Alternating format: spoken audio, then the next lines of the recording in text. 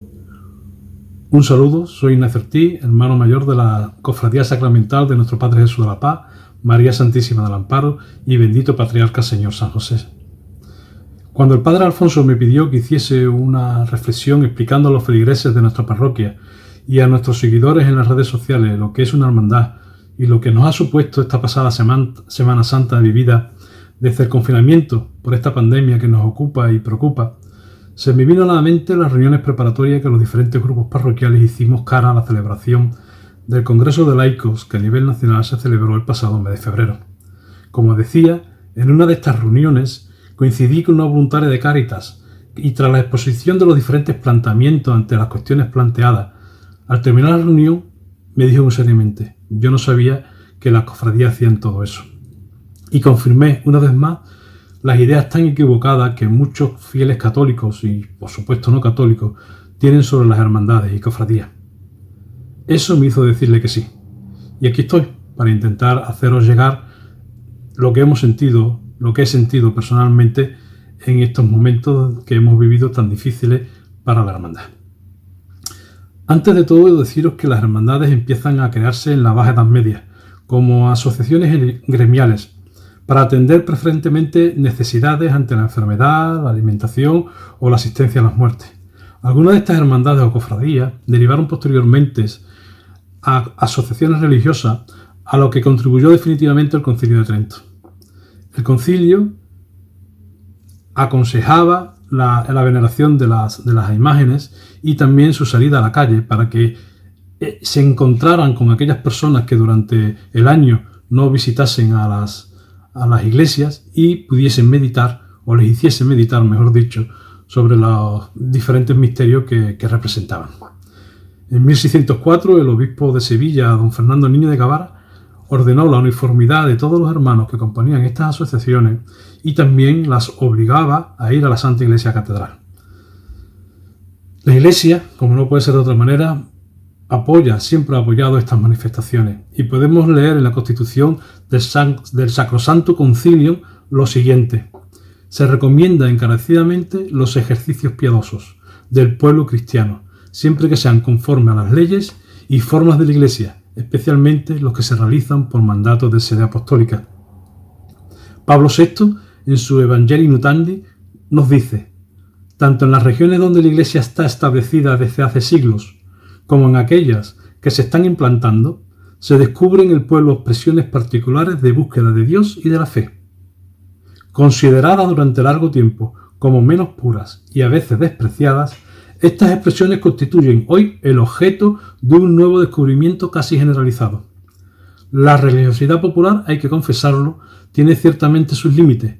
Está expuesta frecuentemente a muchas deformaciones de la religión, es decir, a las supersticiones, pero cuando está bien orientada, sobre todo mediante una pedagogía de la evangelización, contiene muchos valores. Juan Pablo II publicará el Directorio sobre la piedad popular y la liturgia de la Congregación para el Culto Divino y Disciplina de los Sacramentos. Y en ella, sobre la piedad popular, dice: según el Magisterio, la piedad popular es una realidad viva en la Iglesia y de la Iglesia. Su fuente se encuentra en la presencia continua y activa del Espíritu de Dios en el organismo eclesial. Su punto de referencia es el misterio de Cristo Salvador. Su objetivo es la gloria de Dios y la salvación de los hombres. Su ocasión histórica es el feliz encuentro entre la obra de evangelización y la cultura.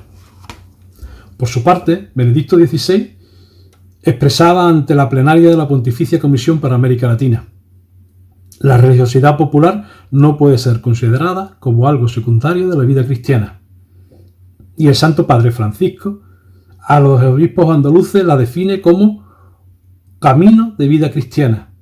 Y en su Evangelii Gaudium les dice: las expresiones de la piedad popular tienen mucho que enseñarnos, y para quien sabe leerla son un lugar teológico al que debemos prestar atención, particularmente a la hora de pensar la nueva evangelización. Muchos son los documentos que versan sobre la llamada piedad popular y que ocupan, y de manera muy importante, a la Iglesia y especialmente a los sumos pontífices, que ven en ella, a mi entender, la gran reserva espiritual de nuestra Iglesia en nuestras zonas. Pero ¿cómo se define a sí mismo la hermandad? En su artículo primero de los estatutos de nuestra cofradía nos dice: la cofradía es una asociación pública de la Iglesia, por la cual sus miembros, trabajando juntos, buscan fomentar una vida más perfecta, ejercer la caridad y promover el culto público al Santísimo Sacramento, al misterio de la pasión, de la sagrada entrada de Jesús en Jerusalén, su gloriosa resurrección, a su Santísima Madre María Santísima bajo la advocación del amparo y al bendito Patriarca Señor San José. Resaltar que la hermandad tiene en estos cultos fin principal y específico, pero que tiene además como fines propios fomentar la acción evangelizadora y pastoral y promover la justicia, la caridad y la solidaridad como signo de identidad de la Iglesia, así como atender a la formación de sus hermanos, animándolos a un mayor conocimiento y vivencia del mensaje de Jesús. La hermandad, como asociación de la Iglesia que es, trabaja en comunidad y tiene 3 bases fundamentales: culto, caridad y formación. A la hermandad llegan personas de toda condición y edad, muchas de ellas especialmente niños y jóvenes que no reciben ya en las escuelas formación religiosa ni en su familia, con un conocimiento muy básico de nuestra religión, no solo de su historia, sino principalmente de su base doctrinal, teniendo un desconocimiento profundo de Jesucristo y de su mensaje evangélico. Desde nuestra hermandad intentamos acabar con estas lagunas a través de diferentes formas, teniendo en cuenta la edad y el grado de conocimiento de nuestros nuevos hermanos. Es una tarea difícil, pero sumamente gratificante cuando comprobamos la efectividad de estas acciones.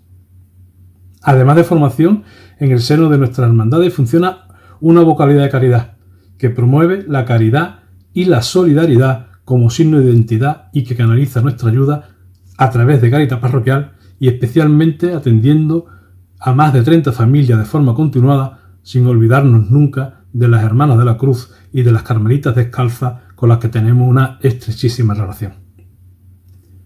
El año pasado comenzamos también una colaboración estrechísima con la asociación Spei Mater, una asociación de la Iglesia Católica con varios proyectos a su cargo, y el que la hermandad apoya es el llamado Proyecto Ángel, un proyecto que se dedica a ayudar a aquellas madres que deciden no abortar, que deciden vida antes que muerte, y desde nuestra humilde posición apoyamos económica y materialmente a estas madres con nuestra ayuda. No tendría sentido la hermandad sin realizar esta acción social imprescindible. También tenemos que tener en cuenta que gracias a la presencia de las hermandades se conserva un importante número de actividades y oficios que sin nuestras corporaciones no se hubiesen mantenido o tendrían una menor presencia.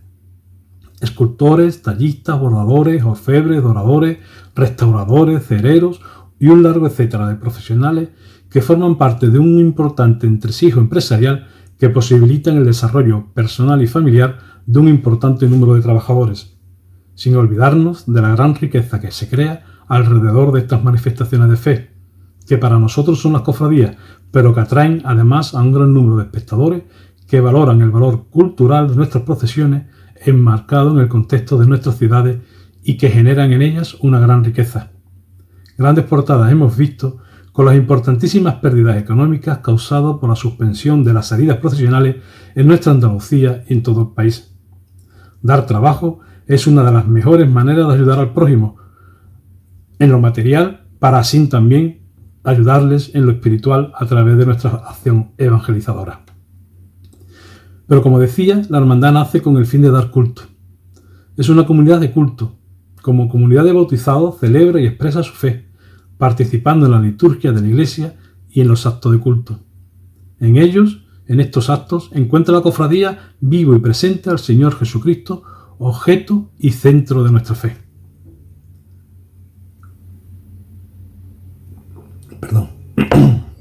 La Eucaristía es fuente y culmen de todo culto. En la hermandad, todo culto gira alrededor de ella. Nos dice San Juan Pablo II en su carta encíclica Ecclesia de Eucaristía. La Iglesia vive de la Eucaristía. Esta verdad no expresa solamente una experiencia cotidiana de fe, sino que encierra en síntesis el núcleo del ministerio de la Iglesia. Toda la vida de la hermandad tiene como base unas normas, unas reglas que marcan el ritmo de estos cultos a lo largo del año litúrgico. La hermandad vive de forma corporativa sus cultos de regla, misa mensual en honor de nuestros titulares y defendiendo siempre, como toda la Iglesia, la divina presencia real del Señor en el sacramento de la Eucaristía. Esta devoción a este sacramento es el centro de nuestra hermandad. Ahí, en el Santísimo Sacramento, está Cristo, el Señor, Dios y hombre verdadero. Esta adoración no está fundada en un puro sentimiento, sino en la propia fe. Esta adoración personal y a la vez comunitaria del Santísimo Sacramento se hace presente en cada actividad de culto, pero destaca más, si cabe, en la festividad del Corpus Christi, donde junto a la comunidad parroquial celebramos triduo en honor al Santísimo Sacramento y realizamos la procesión de su bendita majestad por las calles de nuestra feligresía. Además de este carácter sacramental, la Hermandad de la Paz es también una hermandad de gloria. En el seno de nuestra hermandad se le rinde culto al bendito patriarca Señor San José. Es fácil pensar que San José es un nombre más añadido a la heráldica de la hermandad, un título más, pero no es así en absoluto. Los hermanos de la cofradía trataron en un cabildo general la conveniencia no de hacer esta inclusión. Impulsada por el Padre Salvador, conocedor del deseo de la misma, que no solo la acogió, sino que, como digo, la impulsó y la aceleró, se realizó este cabildo de hermanos. Y esta decisión se basó en 3 pilares.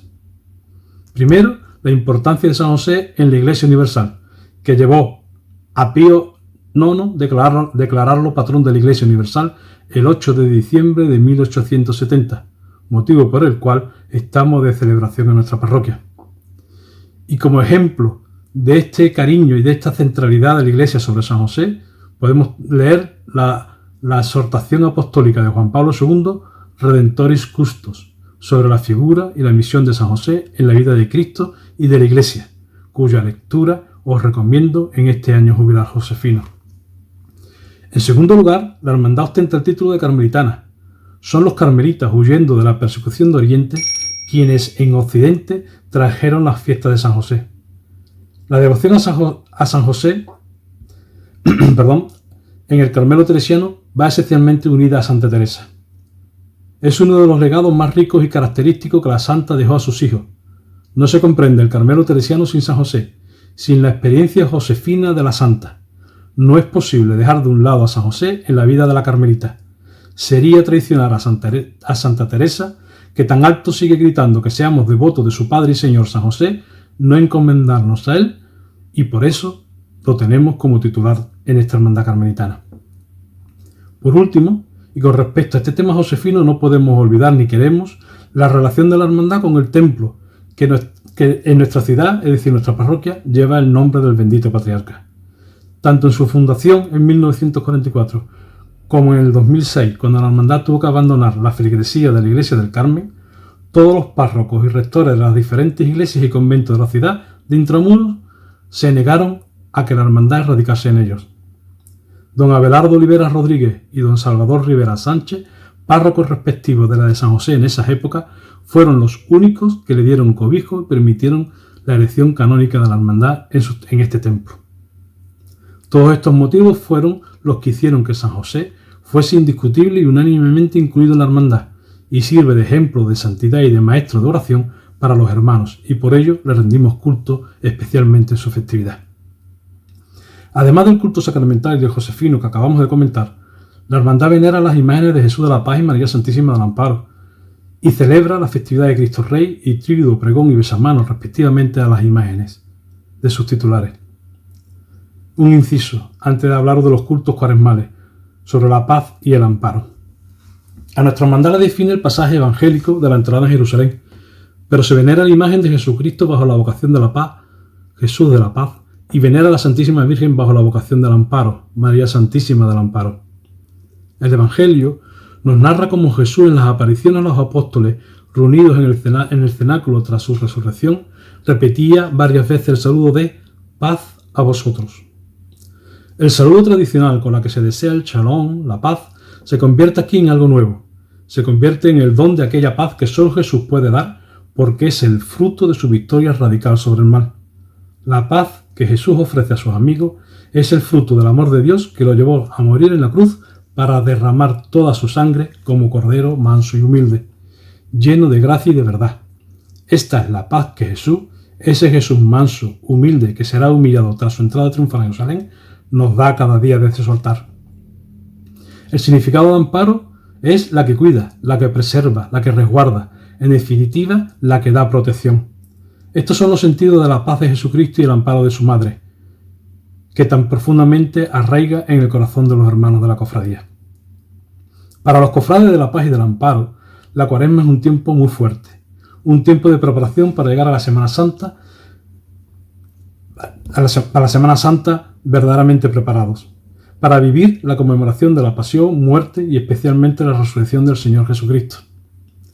Pero la Cuaresma para los hermanos de la paz, para los cofrades, empieza cuando acaba la Navidad. Es mucho lo que hay que hacer y poco el tiempo que hay para hacerlo.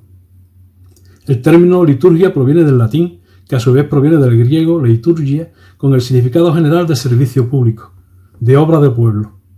En el mundo helénico, este término no tendría las connotaciones religiosas actuales, sino que hacía referencia a las obras que algún ciudadano llevaba a favor del pueblo. Pues si la preparación de los cultos cuaresmales y la salida procesional son en este sentido helenístico una verdadera y apasionante liturgia, son obras del pueblo de Dios que conforman la hermandad. En el tiempo de precuaresma se limpian enseres, se preparan túnicas, se realizan pedidos, se planifican los cultos, su montaje, el ejercicio del tríodo, se realiza correspondencia, los itinerarios de las procesiones, las reuniones, etc. Tiempo de convivencia y de trabajo en la casa de hermandad. En la Cuaresma, tras el viacrucis oficial de hermandades y cofradías, se vive el tríodo cuaresmal. Se realiza su montaje, se produce la subida de la candelería. Esas tardes, noches cuaresmales llenas de trabajo junto al vestidor, junto al mayordomo, y de horas de recuerdo para años vividos y para personas que ya no están con nosotros, son horas de camareras y de vestidores, son horas, en una palabra, de convivencia. El tríodo cuaresmal nos prepara para vivir en profundidad los misterios pascuales y nuestra estación de penitencia. Esta participación plena en este tríodo cuaresmal tiene su culmen en la función principal del instituto. A veces se acusa a las hermandades por sus largas y cargadas Eucaristías. Es cierto que la hermandad se afana en la preparación de culto, dedicándoles el tiempo y forma necesaria. El Papa Francisco, en sus misas matutinas de la Capilla de Santa Marta, el 14 de febrero de 2014 decía: «A misa no se va con el reloj en la mano, como si se debieran contar los minutos o asistir a una representación.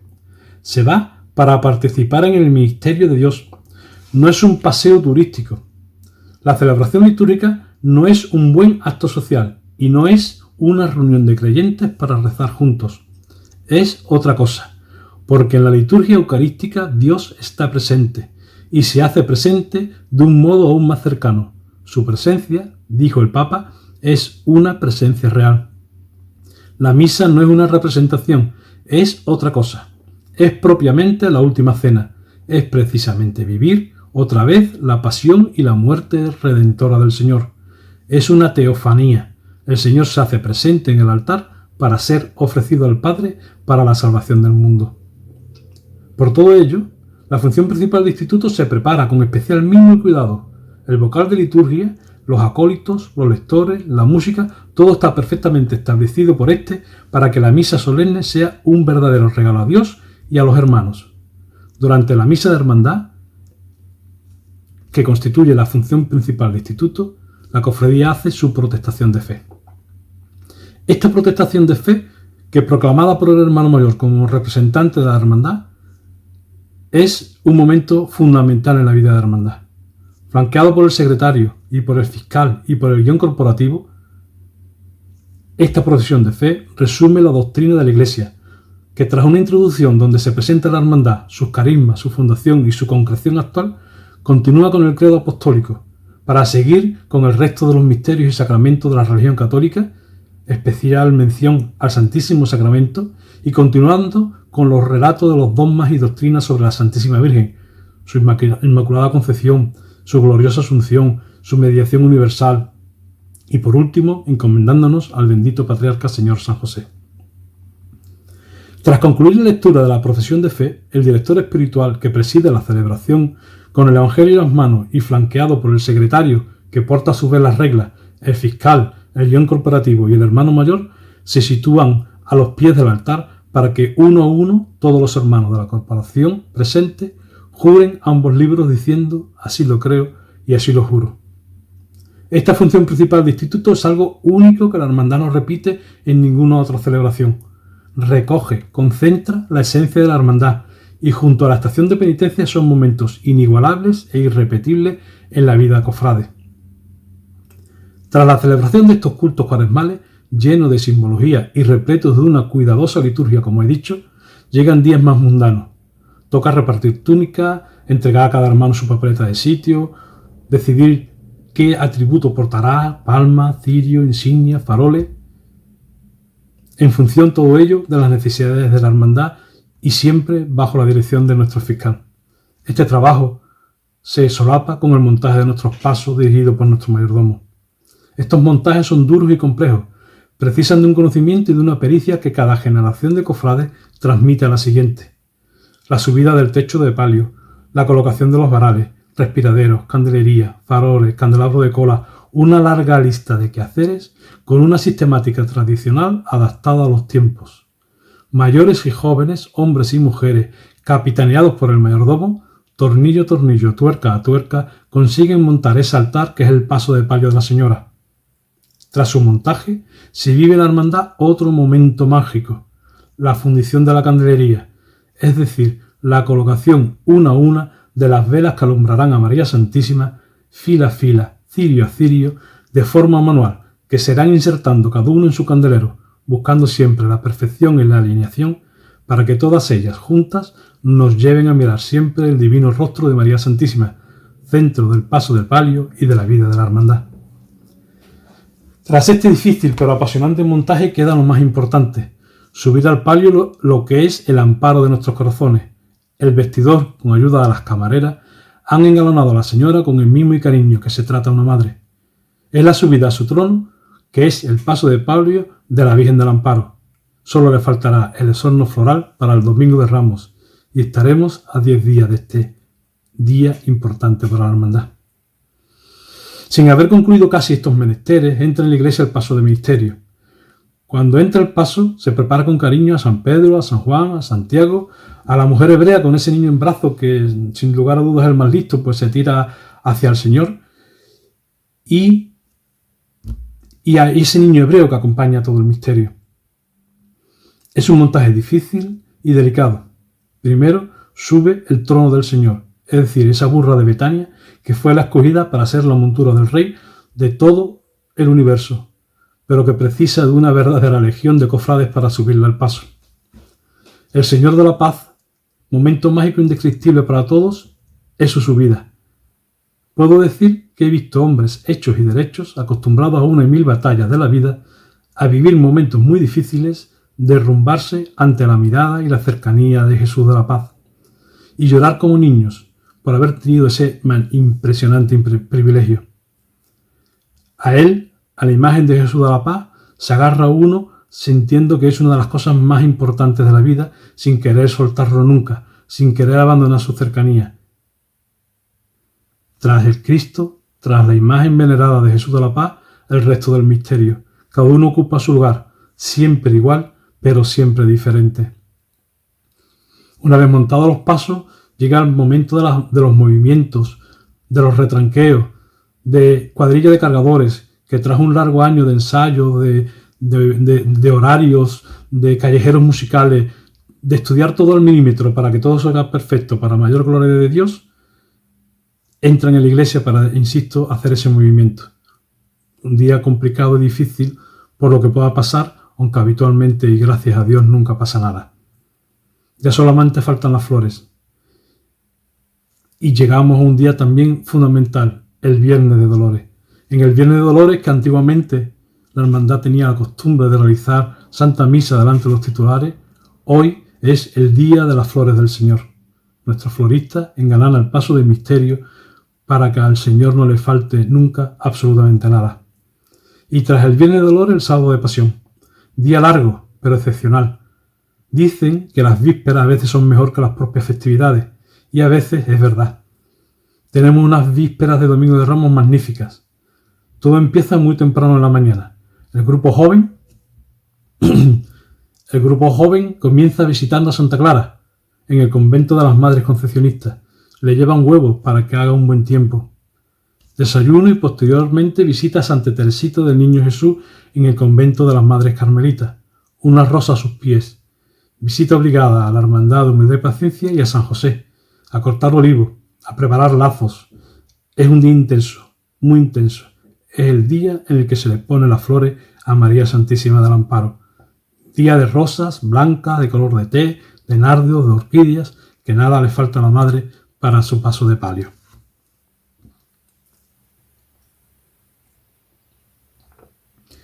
El día en el templo va terminando.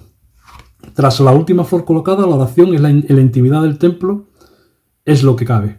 Allí los hermanos reunidos ante las imágenes titulares de la hermandad ofrecen una oración por nuestra parroquia, por la feligresía, por la cofradía, por los hermanos, por tantas y tantas necesidades que siempre tenemos presentes. Es un momento de cansancio y de alegría. Es un momento de recordar a los que no están y de vivir con los que están. Se ofrece todo el año la formación, la caridad, todo lo que hacemos con sus luces y con sus sombras, pero siempre, siempre a los pies del Señor, unido la hermandad en una oración. Y tras esta oración, costumbre ya arraigada en la hermandad desde hace muchos años, la convivencia. ¿Qué sería de las hermandades y las convivencias? ¿Cuántas horas de trabajo compartidas, con un bocadillo, con un triste trozo de pan tras largas horas de trabajo? A veces incluso consiguiendo, como el Señor, hacer el milagro del pan y de los peces, puesto que donde teníamos que comer 4, pues a lo mejor comemos 6 o 7 o los que hagan falta. Pero evidentemente son noches de convivencia, de contar historias, de vivir experiencias, de recordar a los que, como he dicho antes, ya no están con nosotros. Son noches de tertulia, son noches de hermandad. Son noches también de compartir, como no, los dulces típicos de la fiesta. No nos faltan ese sábado de pasión, las torrijas, los roscos, el arroz con leche, porque estamos de fiesta, porque en pocas horas, nos falta poco, será ya Domingo de Ramos. El Domingo de Ramos es un día apasionante, que se hace eterno y que se vive en un suspiro, las dos cosas al mismo tiempo. En la parroquia se empieza con la bendición de palmas. La misa, siempre excelentemente preparada por nuestro vocal de liturgia, sigue su transcurso. Primero la bendición de palmas, después la procesión, la entrada en el templo, la Eucaristía con el relato, la lectura evangélica de la Pasión del Señor, y mientras tanto un ir y venir, una inquietud que embarga a todos los hermanos, puesto que se acerca ya la hora para realizar la estación de penitencia. Una vez que se acaba la Eucaristía, hay que invitar a los feligreses a que se marchen del templo, puesto que hay muchas cosas que colocar, los pasos en su sitio, las diferentes insignias, y también hay que recibir a los políticos y a otros hermanos de otras hermandades que vienen a visitarnos. Y una vez que ya se acerca el momento mágico de la salida procesional, llega otro momento muy especial, muy íntimo, que no es otra cosa que vestirse de nazareno. Vestir la túnica de nazareno envuelve un rico ceremonial cargado de una simbología en el cual cada uno de los elementos tiene un significado. Y va cargado de un sentimiento y de unos valores que es difícil de explicar y de entender. En mi caso personal, me revisto con el hábito en unión de mi familia. Primero ayudamos a nuestros hijos, mi mujer y yo, a revestirse, y luego nos revestimos nosotros. Nos ayudamos mutuamente. Primero colocándonos la túnica, que no es más que la sotana que viste el nazareno, igual que la que llevó Cristo. Tras la túnica, el cíngulo ceñido a la cintura, como Cristo se ciñó en el lavatorio de los pies. Después, la medalla corporativa, el rosario, los guantes, el antifaz. Para mí, vestir la túnica de mi hermandad, es un acto de amor a Cristo y a María, de devoción a nuestros titulares de fe, de culto público a Dios, de fervor, de responsabilidad para con nuestra hermandad, de coherencia con nuestras creencias. Vestirse de nazareno debería ser como revestirse del mismo Jesús de Nazaret, revestirse de Cristo, y en cierto modo es un recordatorio de nuestro bautismo. Y es que nuestra conducta no es la de salir de nazareno, sino de volvernos a vestir, de revestirnos espiritualmente de tales, de intentar imitar a Cristo expiando penitencialmente nuestras faltas y debilidades para aspirar a ser verdaderos Cristos vivientes por nuestra entrega y amor, por nuestra atención y ayuda a los hermanos, particularmente a los más desfavorecidos y necesitados. Los jóvenes de mi hermandad siempre me han escuchado dos expresiones, que creo en ellas profundamente. Una es esta: vestirse de nazareno es revestirse de Cristo. La otra, que los cofrades somos abanderados de Cristo, somos sus representantes ante los hombres, somos los portadores de su bandera. Revestidos con el hábito nazareno, al entrar en el templo solamente vemos un mar de caperotes rojos y túnicas blancas. Todos nos hacemos uno, todos somos iguales. Tras unas palabras del hermano mayor y unas instrucciones al cuerpo nazareno, una oración del director espiritual y se abren las puertas del templo. Empieza la procesión, empieza la estación de penitencia, aunque estas dos expresiones tienen para mí diferencias interesantes. La finalidad de la estación de penitencia es dar testimonio público de la fe en Cristo Jesús. Estación significa parada, parada que se hace al llegar a la catedral. Recordemos aquí las paradas que se hacen durante el Vía Crucis, durante sus estaciones. Por eso, procesión no es sinónimo ni es lo mismo que estación de penitencia, porque en la procesión, por razones de orden lógico, se avanza a la vez que se camina. La cofradía procesiona para hacer estación de penitencia al templo mayor de la ciudad. Y es que la estación de penitencia nos evoca significados diversos que confluyen simbólicamente. Somos parte del pueblo de Dios y peregrinos que caminan hacia la Jerusalén celestial. A su vez, la estación de penitencia nos prepara igualmente para la Pascua de Resurrección en una peregrinación que implica un camino participativo. Al mismo tiempo, tiene una serie de connotaciones no solo sobre la pasión y muerte y resurrección de nuestro Señor Jesucristo, sino también de conversión y reconciliación de la participación fraternal en los sagrados ritos. Vestidos con el sagrado hábito nazareno durante la procesión, en nuestro caminar de ida y vuelta a la Santa Iglesia Catedral, tenemos un tiempo que a veces nos disponemos en el vorágine del día a día para meditar sobre los misterios de la pasión, muerte y resurrección de Cristo, y en los dolores de su Santísima Madre. También son momentos para reflexionar sobre nuestras vidas, para orar calladamente, para hablar a Dios de tú a tú, de hacer penitencia interior. Porque el vestir la túnica para el procesionar junto a los benditos titulares de nuestra hermandad cada año, cada Semana Santa, tiene que ser algo que nos salga desde dentro. Debe ser algo que necesitamos, el que se nos note nuestro sentir religioso, nuestras creencias, nuestra manera de ser y de sentir. Es para los cofrades una necesidad real, no un capricho ni una opción. Debe ser exactamente eso, una necesidad vital. Quien no haya vestido una túnica no conoce lo que se siente con ella en la procesión. No sabe lo que es ir igualado en colores de nuestra hermandad de forma anónima. No conoce lo que es ir en el cortejo penitencial acompañando a sus hermanos en la fe y en la devoción a Cristo y María, y sintiéndolos a ellos detrás nuestro. No podrá comprender lo que es el sentido espiritual de meditar calladamente y hablar con tu conciencia ante la soledad de tu antifaz.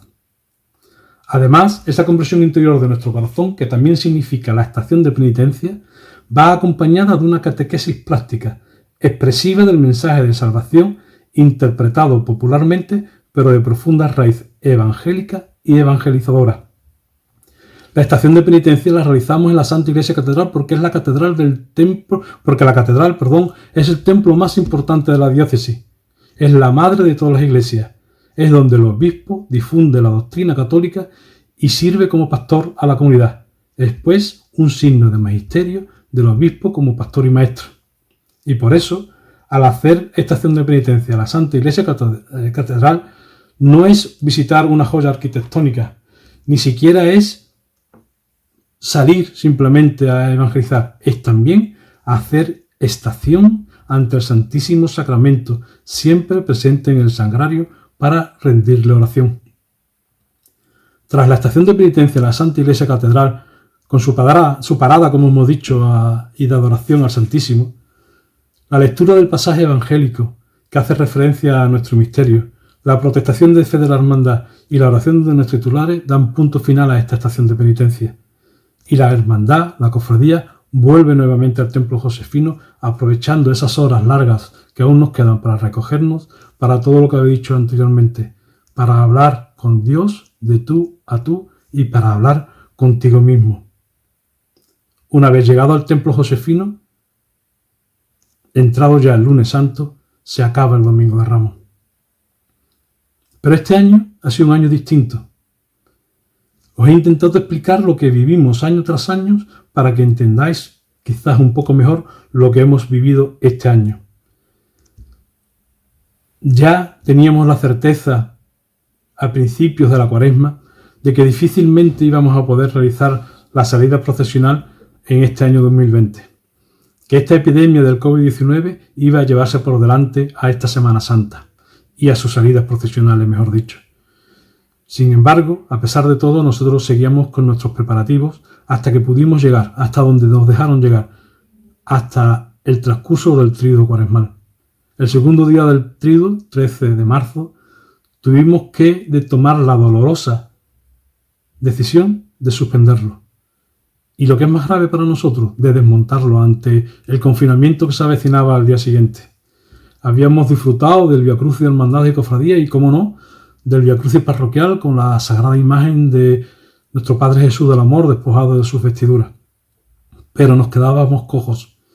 Nuestro tríodo cuaresmal se acababa y, sobre todo, teníamos que suspender la función principal del instituto, que, como expliqué anteriormente, es algo fundamental en la vida de la hermandad. No ha sido fácil suspender esta función principal del instituto, puesto que en ella, como os dije anteriormente, se vive uno de esos momentos entrañables, yo diría que mágico por su trascendencia en la vida de la hermandad, como es la protestación de fe. Pero en fin, es lo que teníamos que hacer, es lo que tocaba, es lo que había que hacer por el bien común, que no era otro que parar esta pandemia que a tantas personas se ha llevado por delante, y sé bien lo que digo, que ha sido algo muy duro en mi condición de sanitario. Nunca en los 75 años de historia la hermandad había tenido que vivir un momento como este. Tras la inquietud inicial, una vez confinados en casa y con la idea clara de que se actuó correctamente, no solamente habíamos perdido lo que era el tríodo y la función, sino que además perdíamos la entrega de papeleta de sitio, la preparación del cortejo, la preparación del montaje de los pasos. Cada día que pasaba siempre había la misma cantinela por algún hermano de la hermandad. Hoy tendríamos que subir a la Santísima Virgen, hoy subíamos al Señor, hoy teníamos que hacer esto, o teníamos que hacer aquello. En toda esta situación de pesar y de añoranza, comenzó a surgir una tabla de salvación, las retransmisiones por las redes sociales que la parroquia estaba haciendo de la Eucaristía diaria y el rezo del Bajo tu Amparo con la visualización de nuestros titulares, un acto sencillo, pero que fue un verdadero bálsamo para los hermanos de la paz, que no sé si teníamos la sensación de que habíamos abandonado a nuestros titulares o que nos sentíamos huérfanos de ellos a no poder visitarlos, y más en estos tiempos cuaresmales donde se intensifica más si cabe nuestra relación personal y comunitaria con ellos.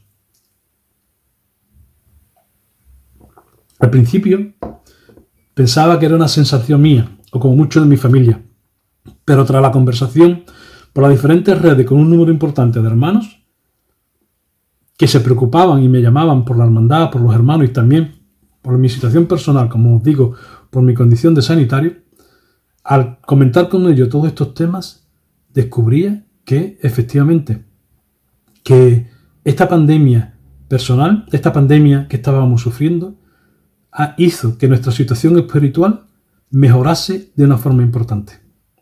Que estas retransmisiones nos alegraban el cuerpo y el alma, que podíamos celebrábamos nuestra fe a través de ellos, y que era muy confortador ver cómo se conectaban diferentes hermanos que vivían en comunión con nosotros estas retransmisiones.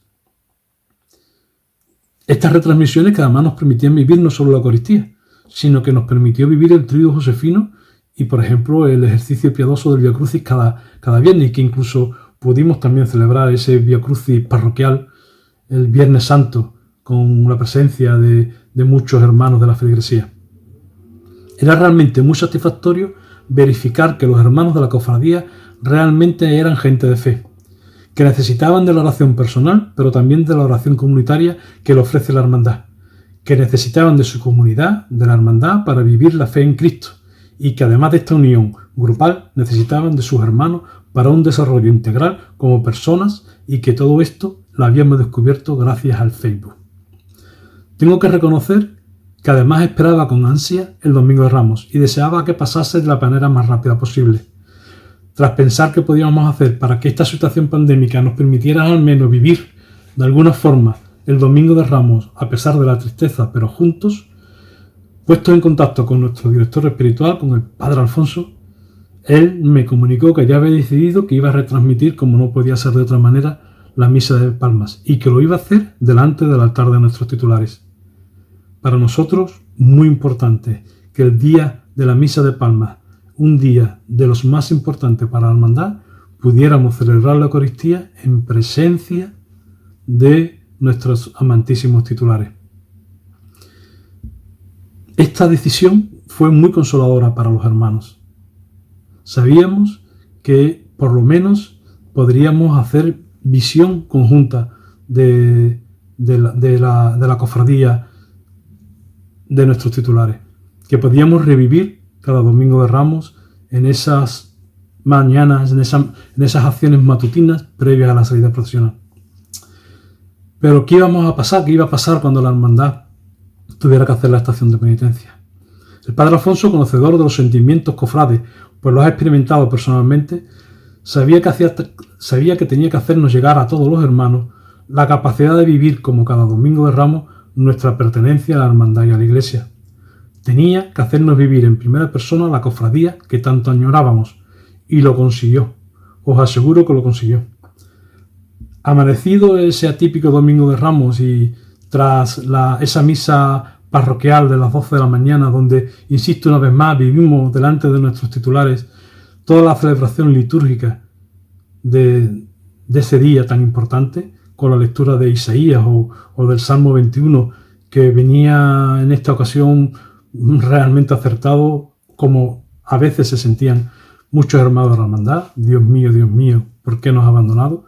Y por supuesto, la lectura meditada de la Pasión del Señor, tras la homilía del Padre Alfonso, la oración universal y el rito de la Eucaristía, la fracción del pan, la comunión, en nuestro caso espiritual, todo esto tendría que haber sido en persona, pero lo conseguimos vivir, al menos lo conseguimos vivir de forma comunitaria, todos juntos. Alfonso, en sus palabras, nos recordaba cómo tendría que estar el templo, lleno de hermanos de la paz, nerviosos, corriendo de aquí para allá, y se unía en un abrazo fraterno a Jesús de la Paz y a María Santísima del Amparo, a sus hermanos y a toda la comunidad parroquial. Fueron algo más de 60 minutos de Eucaristía, pero que nos hicieron sentir como a Pedro en el monte Tabor. Qué bien se estar aquí, Señor. Eso sentimos los hermanos de la paz gracias a nuestro director espiritual. Y también sacamos una clarísima conclusión. Los tiempos del Señor no son los tiempos del hombre. Tras la Eucaristía, animados y confortados por ella, ya el domingo parecía distinto. Estábamos tristes y melancólicos, pero con menos rabia, con menos resignación del que sabe que las cosas suceden por un bien común, aunque desilusionados lógicamente por no vivir lo que tenía que haber sido y no fue. Avanzaba la tarde y múltiples llamadas de políticos, periodistas, familiares, amigos, hermanos, un verdadero atropello de llamadas me hacían vivir mis sentimientos de una forma un poco, atropellada. A las 6 de la tarde, hora en la que hubiésemos hecho estación de penitencia en la Santa Iglesia Catedral, habíamos sido convocados por el Padre Alfonso para hacerlo juntos, todos los hermanos, ante las imágenes de Jesús de la Paz, María Santísima del Amparo y, cómo no, del Santísimo Sacramento. Con los sones de la marcha de Pedro Morales, Paz y Amparo, daba comienzo nuestra estación de penitencia, como si el cortejo, a sus acordes, hubiese realizado una triunfal entrada en el templo. Nos disponíamos a vivir, debo reconocer que con un nudo en la garganta, esta singular estación de penitencia. La solemne exposición del Santísimo, el rezo del Santo Rosario, la lectura del Evangelio de la entrada a Jerusalén. ¿Cuántas veces habéis escuchado este Evangelio? ¿Cuántas veces os habéis recreado en estas escenas evangélicas tan entrañables, tan nuestras, tan de esta hermandad? Nos decía el Padre Alfonso en sus bellas y profundas palabras. Esas palabras que nos decía nos trasladaron a Jerusalén. Como revivimos la entrada de Jesús, los hermanos que allí hicimos viaje con motivo del 75 aniversario de la hermandad. También nos dijo que el Domingo de Ramos no era solo cosa de un día, que era la recopilación de todos los momentos vividos a lo largo del año. Tuvo palabras de consuelo, de alivio, de felicitación. Animó a los hermanos a vivir su hermandad, a los jóvenes a hacerse presentes. Tuvo palabras de, insisto, de ánimo y de sosiego para todos. E invitó a los hermanos como penitencia el poder dedicarse más si cabe a la hermandad.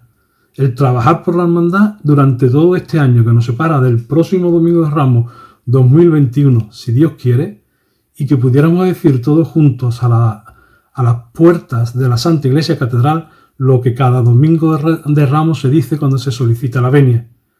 Portones, alzad los dinteles, que se alcen las antiguas compuertas. Va a entrar el Rey de la Gloria, Jesús de la Paz. Tras estas profundas palabras, realizó, como no podía ser de otra manera, la protestación de fe, que vivimos todos los hermanos con verdadera... No se me sale la palabra exacta porque no vivimos la protestación de fe como si la estuviéramos realizando nosotros personalmente. Fueron 70 minutos importantísimos, que en los comentarios posteriores, en las redes sociales y en la comunicación directa con diferentes hermanos, tenían un sentimiento común, la alegría. La alegría porque la cofradía no había salido a la calle, pero la hermandad, sus hermanos, habían permanecido unidos en la oración. Cada año, y este era para mí el 45, la estación de penitencia de la Santa y Apostólica Iglesia Catedral es muy diferente. Y casi siempre, al menos desde que tengo responsabilidades en la Junta de Gobierno, una locura. El cumplimiento horario, el discurrir de la procesión, la solución de problemas, de la fiscalía, de la mayordomía, la cantidad de problemas que nos embargan en ese momento, nos hacen ser como Marta, estar preocupados por las cosas terrenales y olvidarnos de María, que siempre, como Jesús le dijo, se lleva la mejor parte. Este año, por culpa de la pandemia, del dichoso coronavirus, o quién sabe, por gracia del Señor, hemos sido María. Yo he sido María. Este año no ha habido preocupación alguna, ni por el tiempo, ni por el horario, no ha habido cansancio, no ha habido nada más que oración. Oración y tiempo para escuchar al Señor, para recrearnos en su visión, para sentirlo cerca en su presencia real y viva en la Eucaristía, para venerar a Jesús de la Paz y a María Santísima del Amparo. Y todo esto desde la tranquilidad del salón de mi casa. Todo esto siempre y gracias a nuestro director espiritual, que ha sido el vehículo escogido por el Señor para ser bálsamo de paz para mis hermanos y para mí. Siempre, siempre estaremos por ello muy agradecidos. Y todo esto a pesar del confinamiento, a pesar del alejamiento social. Todo esto, insisto, vivido en comunidad familiar en la que se convirtieron nuestras casas, que se hicieron iglesias domésticas. Comunidad de hermandad que este año más que nunca ha vivido la procesión, ha vivido la estación de penitencia. Qué cierto es que la pandemia, que este dichoso virus nos ha robado mucho y que posiblemente lo seguirá haciendo durante un tiempo, hasta que la ciencia sea capaz de pararlo o atenuarlo. Qué cierto es que echamos tremendamente de menos esos abrazos, esos apretones de mano o el estar juntos, que echamos tremendamente de menos nuestras celebraciones litúrgicas, que echamos y añoramos muchísimo de menos la visita al Santísimo y a nuestros titulares, y especialmente añoramos recibir la Sagrada Comunión. Pero no es menos cierto que este tiempo de confinamiento, que esta forma de participar en la Eucaristía y esta forma de vivir la estación de penitencia nos ha hecho vivir profundamente nuestra fe. Hemos comprobado que Dios está siempre con nosotros, que si lo escuchamos, Él nos habla, que Dios no necesita nos necesita, y nos necesita para realizar su acción salvífica, que Cristo nos quiere como quiso a esa burra para poder entrar en Jerusalén, nos quiere para ayudarles a hacer ese reino de paz y amor que Él nos tiene prometido.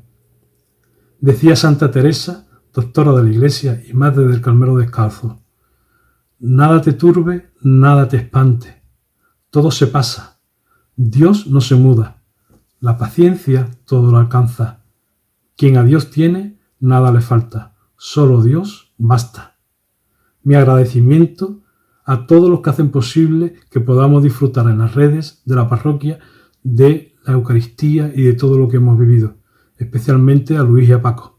Y como no, al Padre Alfonso, no solo por buscar la manera de llegar a los feligreses en estos tiempos, sino sobre todo por haber sido verdadero pastor que apacienta sus ovejas. Que la paz de Cristo resucitado y el amparo maternal de su Inmaculada Madre esté siempre con vosotros. Y recordad, solo Dios basta.